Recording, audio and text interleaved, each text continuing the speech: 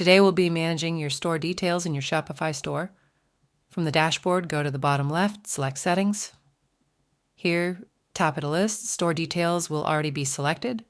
From here, you can select the pencil to edit your store name, your store phone number, or your store email.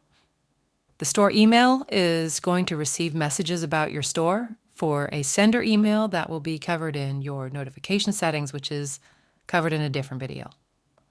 Your billing information, select pencil to add your legal business name and your business address. For your store currency, the currency that you'll use to manage your store, select the 3 dots. You can change your store currency to be anything really used in the world. We'll stay with the US dollar. And then you can change the currency, and if you want to give Shopify data, tell them why you're changing the currency.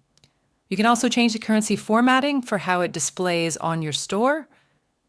By default, you have for US dollar, the $sign or HTML, email, and with or without currency. For your time zone, you have your time zones currently listed in Eastern Time because of the location of our business in the state of Florida.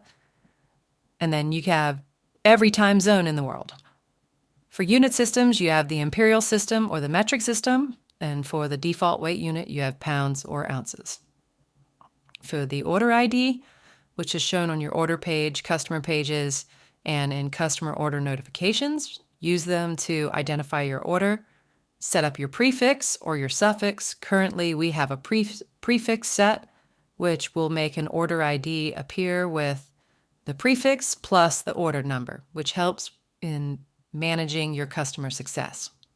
Once you're finished, you can either select discard or select save in the top right or bottom right.